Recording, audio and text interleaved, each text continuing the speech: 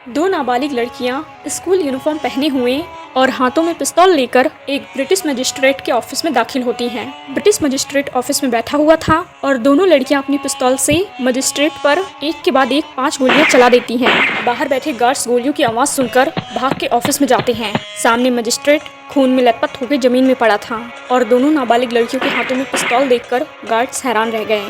मौके पर ही दोनों लड़कियों को गिरफ्तार कर लिया गया और जब दोनों लड़कियों से पूछा गया कि आखिर उन्होंने ऐसा क्यों किया, तो दोनों लड़कियों ने बताया कि इसका कारण भगत सिंह है।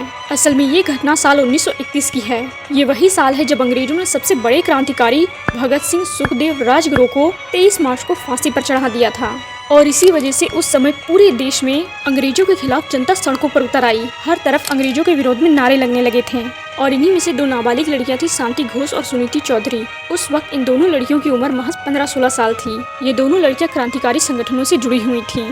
14 दिसंबर 1931 कोमिला में ये दोनों लड़कियां, कोमिला जो कि आज के समय बांग्लादेश में है, अपनी स्कूल यूनिफॉर्म पहनकर और हाथ में एक मिठाई का डिब्बा लिए डिस्ट्रिक्ट मजिस्ट्रेट चार्ल्स स्टीवेंस के ऑफिस पहुंचती हैं और ऑफिस में जाने के लिए बहाना करती हैं कि ये एक कार्यक्रम का निमंत्रण देने आई हैं मजिस्ट्रेट साहब को।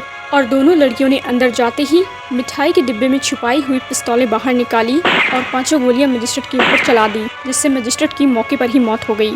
शहीद भगत सिंह की फांसी की फाइलों में चार्ल्स स्टीवेंस का नाम भी शामिल था और बंगाल के राजनीतिक कैदियों के साथ चार्ल्स स्टीवेंस बुरा बर्ताव करता था और इसी वजह से इन दोनों लड़कियों ने चार्ल्स स्टीवेंस पर गोलियां चलाई बदले की भावना से। खास बात यह थी कि शांति और सुनीति ने कभी भी अपने बयानों में माफी या पछतावा नहीं जताया, बल्कि इन्होंने इसे क्रांति और देशभक्ति का हिस्सा बताया। शांति और सुनीति दोनों पर मुकदमा चला। अंग्रेज तो इन्हें फांसी देना चाहते थे, लेकिन क्योंकि ये दोनों लड़कियां नाबालिग थीं, जिसकी वजह से इन दोनों लड़कियों को उम्र कैद की सजा हुई। लेकिन दोनों लड़कियों के अच्छे व्यवहार की वजह से 1939 में दोनों को ही रिहा कर दिया गया। लेकिन शॉकिंग बात यह है कि जिस देश की आज़ादी के लिए इन दोनों लड़कियों ने इतना कुछ किया, आज उसी देश के लोग इन दोनों लड़कियों के बलिदान को भूल बैठे हैं।